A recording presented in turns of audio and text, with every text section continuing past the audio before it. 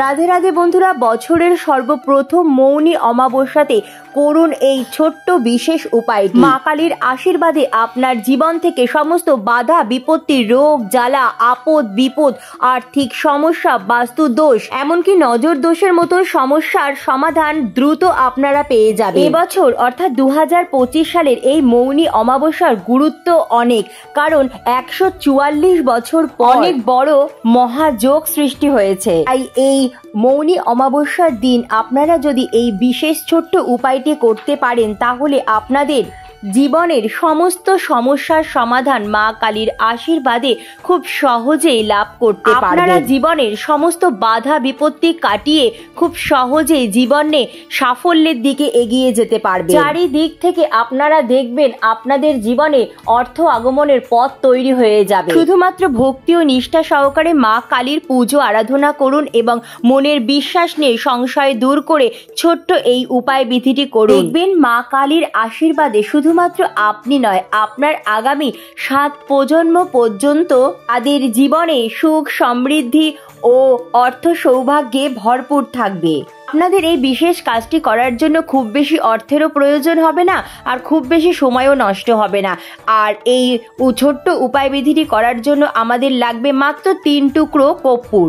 স্নান করে শুদ্ধ বস্ত্র পরিধান করে নিজ মস্তকে ও পুরো বাড়িতে ভালো করে গঙ্গা জল ছিটিয়ে তারপরে কিন্তু আপনারা এই বিশেষ উপায় বিধিটি করবেন। এই দিন তো অবশ্যই মা কালীর বিশেষ পুজো আরাধনা করবেন, তার সাথে সাথে সর্বপ্রথম 1 টুকরো কর্পূর জ্বালিয়ে মা কালী সহ আপনার সিংহাসনের সমস্ত দেবদেবীর আরতি করবেন। তারপর আরেক টুকরো কর্পূর জ্বালিয়ে আপনার বাড়ির প্রতিটি ঘরে ঘরে সেই কর্পূর নিয়ে ভালোভাবে দেখাবেন, যাতে সেই কর্পূরের ধোঁয়া আপনার বাড়ির প্রতিটি ঘরে ঘরে পৌঁছায়। এবং তৃতীয় যে কর্পূরের টুকরোটি, সেই কর্পূরের টুকরোটি নিয়ে আপনি আপনার সদর দরজা অর্থাৎ মুখ্য দরজার সামনে গিয়ে জ্বালিয়ে দেবেন। কর্পূর আমাদের গৃহের সমস্ত নেগেটিভ এনার্জি শোষণ করে নিয়ে আমাদের গৃহের বাতাবরণকে শুদ্ধ করে তোলে, পবিত্র করে তোলে। কর্পূরের মধ্যে রয়েছে প্রচুর পরিমাণে নেগেটিভ এনার্জি শোষণের ক্ষমতা। এমনটা বিশ্বাস করা হয় যে ঘরে কর্পূর জ্বালালে আপনার পিতৃদোষও দূর হয়ে যায়। প্রতিদিন সকাল সন্ধ্যা 1 টুকরো কর্পূরে ভালো করে ঘি মাখিয়ে জ্বালিয়ে দিন। দেখবেন এতে করে আপনাদের পিতৃদোষ খুব সহজেই কেটে যাবে এবং আপনারা আপনাদের পূর্বপুরুষদের আশীর্বাদ লাভ করতে পারবেন। আপনাদের বাড়িতে যে বাস্তু দোষ আছে আপনারা বুঝবেন কি করে?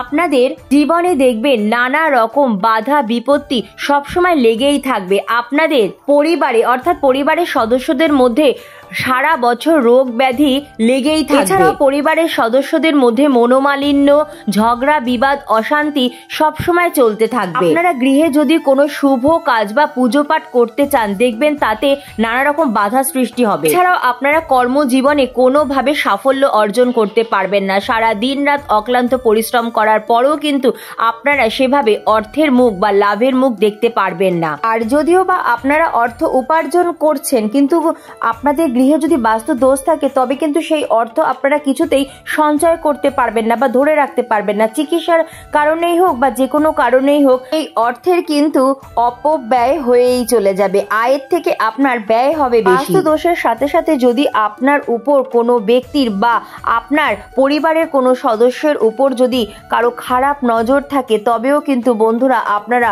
কর্পূরের এই বিশেষ উপায়টি করুন। দেখবেন আপনারা খুব ভালো সুফল পাবেন। শুধুমাত্র এই অমাবস্যা তিথিতেই নয়, অমাবস্যা তিথি থেকে শুরু করে আপনারা পারলে প্রতিদিন নয়তোবা শনি মঙ্গলবার কালী সহ আপনার সিংহাসনের সমস্ত দেবদেবীর কর্পূরের আরতি করুন। কর্পূর প্রজ্বলন করে আপনার বাড়ির প্রতিটি ঘরে ঘরে দেখান। অনেক অনেক ধন্যবাদ ভিডিওটি দেখার জন্য। রাধে রাধে।